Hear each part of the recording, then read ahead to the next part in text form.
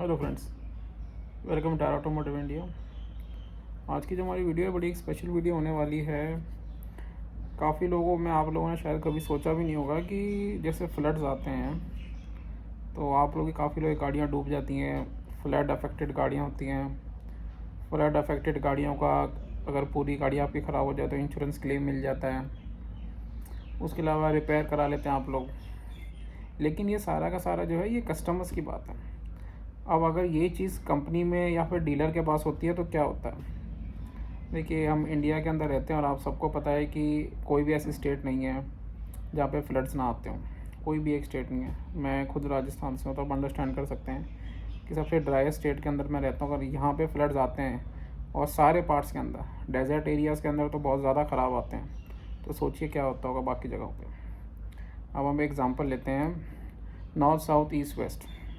North में आप मान लीजिए अपना गुड़गांव, उधर आप मान लीजिए मैंगलोर, इस साइड आप मान लीजिए अपना मुंबई, एंड अपना ईस्ट के अंदर आप ले लीजिए अपना असम। असम तो स्टेट है आपकी। अब मान लीजिए यहाँ पे आपके कंपनी के इन सब के अंदर प्लांट्स भी लगे हुए हैं, बड़े बड़े डीलर्स भी हैं, कई सौ गाड़ियों के आपके स्टॉक यार्ड्स हैं। तो जब फ्लड आता है, तो जब आप लोग के घर पे गाड़ियाँ डूब रही हैं, रोड डूब रही हैं, सब डूब रही हैं, तो नेचुरल है कि जो गाड़ियाँ वहाँ पे पार्कड हैं स्टॉक यार्ड के अंदर वो भी डूबती होंगी। तो उस केस में क्या होता है, सबसे पहले बात करते हैं हम कंपनी। जब कंपनी के प्लांट के अंदर ऐसा होता है तो वो गाड़ियाँ जब डीलर्स के पास भेजी जाती हैं, ये मेरे को इन्फॉर्म करा है एक ऑटोमोबाइल इंडस्ट्री के आदमी है, पहले काम कर चुके हैं, उन्होंने छोड़ दिया था, उन्होंने कुछ टाइम पहले मेरे को बताया था। उन्होंने कहा जब कंपनी के अंदर होता है तो क्या है, स्पेशल प्राइस पे पूरे के पूरे लॉट में गाड़ियाँ छोड़ी जाती हैं। तो जो भी डीलर कोट करता है वो उन्हें परचेस कर लेता है। ये तो बात रही अगर आपके कंपनी के साथ ऐसा होता है। अब आपके डीलर या स्टॉक यार्ड में क्या होता है, सर्विस सेंटर में आपकी गाड़ी जाती है और आगे कस्टमर के पास वो ड्राई क्लीन होकर या बाकी जो भी उसमें कुछ फॉल्ट्स होती हैं क्लीन आउट करके सेल हो जाती हैं। इन गाड़ियों का इंश्योरेंस क्लेम, अगर आप चाहे कोई कहे कि नहीं जी ऐसा करते हैं हम ये करते हैं, तो कोई भी अगर इंश्योरेंस क्लेम पता करेगा तो उसको पता चल जाएगा इन गाड़ियों को इंश्योरेंस क्लेम नहीं किया गया। अब इंश्योरेंस भी कैसे चलता है, कंपनी से आपकी गाड़ी एक बार बनी, उसके बाद में जब वो ट्रांसपोर्ट हुई डीलर तक, तो उसका एक इंश्योरेंस होता है कि अगर रास्ते में कुछ हो जाए तो आपका ट्रांसपोर्ट चार्जेस पे कर दिए डीलर ने, प्लस इंश्योरेंस भी जो होता है आपका ऑन द वे का, वो आपका कवर्ड होता है। उसमें कुछ हो जाए तो वो कवर हो जाता है।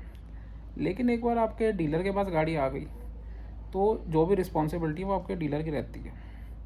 तो वो क्या करे अगर पूरी की पूरी उसकी गाड़ी अब फ्लड अफेक्टेड हो गई है। और देखिए, जिन जिन सिटी से जैसे मैंने आपको एग्जांपल दिए हैं, इनमें एक एक कंपनी के डीलर के पास कई सौ गाड़ियाँ होती हैं और एक ही कंपनी के कई कई डीलर होते हैं। तो आप अंदाज़ा लगा सकते हैं हम कुछ एक हज़ार गाड़ियों की बात कर रहे हैं। और अगर आपको एक छोटा सा मैं एग्ज़ाम्पल दूँ तो एक गाड़ी आप ले लीजिए महिंद्रा की स्कॉर्पियो है। लास्ट 2 ईयर्स के अंदर 10 लाख गाड़ियाँ सिर्फ स्कॉर्पियो और स्कॉर्पियो महिंद्रा ने सेल करी है। अब आप जब मास मार्केट की बात करेंगे तो मारुति आएगी, टोयोटा आएगी, टाटा आएगी, हुंडई आएगी। तो आप अंदाज़ा लगा सकते हैं कि लाखों गाड़ियों की हम बात कर रहे हैं यहाँ पे। तो इस बात का आप लोगों को थोड़ा पता होना चाहिए। काफ़ी लोग होता है गाड़ी खरीदते ही आप देखेंगे पूरा का पूरा सोशल मीडिया भरा पड़ा है, यार गाड़ी में ये हो गया, वो हो गया, कंपनी ने मेरे साथ ये कर दिया, डीलर ने धोखा दे दिया। तो बेसिकली जो डीलर की तरफ से रहता है वो ये रहता है कि भाई गाड़ी से वारंटी आ रही है तो क्लेम में डाल देगा। रिस्पॉन्सिबिलिटी इसके अंदर कोई भी नहीं लेता है।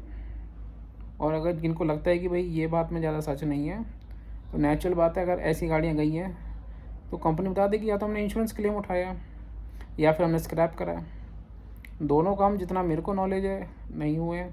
तो इसीलिए काफ़ी लोग आप लोग ख़रीदते हैं गाड़ियाँ तो उनमें जब डिफेक्ट्स या प्रॉब्लम आ जाती हैं इस टाइप की, खास करके इलेक्ट्रिकल इश्यूज़। देखिए, मैकेनिकल इश्यूज़ तो कम रहते हैं क्योंकि गाड़ी स्टार्ट नहीं होती ज़्यादातर जब ऐसा होता है, तो मैकेनिकल इशू कम्स। लेकिन जो इलेक्ट्रिकल इश्यूज़ हैं वो तो डेफिनेटली आते हैं बहुत गाड़ियों के अंदर और बहुत कॉमन हो गया है। उसका वन ऑफ द मेजर जो रीज़न्स है वो ये है क्योंकि इंडिया के अंदर करीबन 2 से 3 महीने हर साल के अंदर पीक फ्लड रहता है हर स्टेट के अंदर। तो गाड़ियाँ वो कहीं ना कहीं जाती ही जाती हैं, चाहे मैन्युफैक्चरिंग की साइड से गई हो प्लांट से या आपके डीलर स्टॉक यार्ड से आप लोगों के पास आई हो। तो जो लोग सोच रहे थे कि भाई क्या होता है अगर हमारी गाड़ी डूब जाती है, तो ऐसे आपके साथ नहीं होता है, कंपनी के साथ भी होता है और डीलर्स के साथ भी होता है। ठीक है। और अगर आप लोगों के साथ कभी कुछ, चलिए अब इसमें तो हम क्या बात करेंगे, पर फॉल्ट्स आए तो कभी कोई बताएगा तो है नहीं या कोई मानेगा तो है नहीं कि भाई गाड़ी वो फ्लड अफेक्टेड थी। तो जिनकी कार के साथ इलेक्ट्रिकल का बहुत ज़्यादा मेजर इश्यूज़ रहता है, तो कभी बाहर के मैकेनिक साहब चेक रहे क्या ये फ्लड अफेक्टेड गाड़ी है, क्योंकि वो थोड़ा पता करना, थोड़ा वो आपको बता देगा मैकेनिक, आपको एग्जैक्ट नहीं बताया कैसे बताएगा, पर वो आपको बता देगा कि हाँ ये फ्लड अफेक्टेड गाड़ी है आपकी। क्योंकि सबसे जो मेन चीज़ होती है कोरोजन, जो भी लोहे के पार्ट्स होते हैं इलेक्ट्रिकल फिटिंग्स के अंदर, उनमें अंदर डीप में आप जाएंगे तो कहीं ना कहीं यहाँ पे कोरोजन्स आपको मिल जाएंगे। आपको अगर वीडियो अच्छी लगी है तो नीचे कमेंट्स में प्लीज़ बताइएगा आपके साथ कभी कुछ ऐसा हुआ है। Thank you.